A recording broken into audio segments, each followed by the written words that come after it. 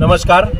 આજે સનાતન નવરાત્રિ મહોત્સવ સમિતિ 2025 તથા એચપીએલ ગ્રુપ સાથે મળીને એક નવરાત્રિનું આયોજન જ્યારે કરવા જઈ રહ્યું છે। હળવદમાં ભૂતોનો ભવિષ્યથી હજુ સુધી આવું આયોજન થયું નથી અને આ વખતે એક સારી ટીમ સાથે એક નવલું નજરાણું જ્યારે ગરબાની રમઝટ બોલાવવા માટે હળવદ તૈયાર છે ત્યારે અમે બધા સાથે મળીને એક આયોજન કર્યું છે।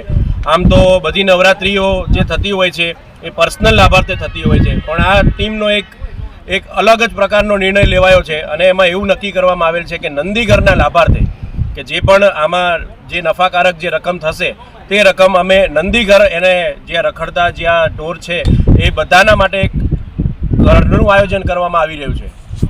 તો આજે એના માટે આજે એક પ્રેસ કોન્ફરન્સ અહીંયા કરવામાં આવેલ છે અને હળવદને એક આ નવરાત્રિ એક ભેટ સ્વરૂપે આજે અમારી ટીમ આપવા માગી રહી છે। બાકીની માહિતી સંદીપભાઈ આપશે। આજે અહીંયા આગળ જે પણ અમે સુવિધા આપીશું, નવરાત્રિ જ્યારે થઈ રહી હોય ત્યારે બીજા ઘણા કારણો આપણી જોડે હોતા હોય છે કે બીજી શું સુવિધા આપશો, લોકોની એને શું સુરક્ષા આપવામાં આવશે, એટલે તમામ માહિતી આજે એક પ્રેસ કોન્ફરન્સ દ્વારા અમે આપવામાં આવી। આજે પત્રકાર મિત્રોને એક થોડી જાણકારી દેવાની હતી કે આમાં આપણે સુવિધામાં તમામ પ્રકારની વ્યવસ્થા કરવામાં આવેલ છે। સીસીટીવી કેમેરાથી લગાવીને ફાયર સેફટી, અન્ય તમામ પ્રકારની સેફટીઓને ધ્યાનમાં રાખીને કોઈ પણ જાતનું ઓલું કર્યા વગર અમે તમામ પ્રકારની મંજૂરી લઈ લીધેલ છે। પોલીસથી લગાવી મામલતદાર સાહેબ, પ્રાંત અધિકારી સાહેબની, કલેક્ટર સાહેબ, તમામ પ્રકારની કોઈ મંજૂરી બાકી રાખેલ નથી, જેથી કોઈ આવનારા વ્યક્તિઓ રાસ ગરબા રમવા જોવા આવવાના એને કોઈને સેફટીમાં કોઈ અમે ચકાસ રાખવા માગતા નથી। બીજું, પાસ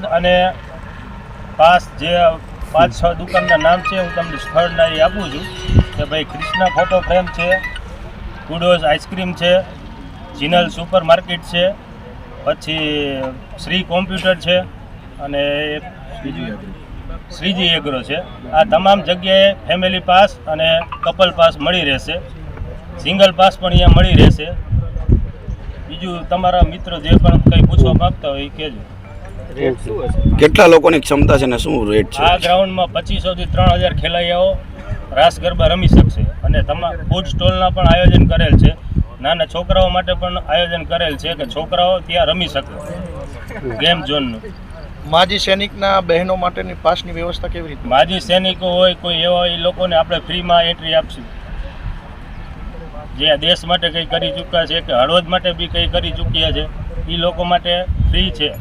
બાકી આ નંદીઘરના લાભાર્થે છે એટલે તમામ આયોજકો પણ ખુદના 5000 રૂપિયા આપીને અંદર એન્ટ્રી કરવાના છે। એટલે તમામ જનતાને હું અપીલ કરું છું કે આપણે બધા સાથે મળી અને નંદીઘરના લાભાર્થ માટે આપણો પણ યોગદાન બધાનો હોય એ રીતના આપણે આ નવરાત્રિ ઉજવીએ।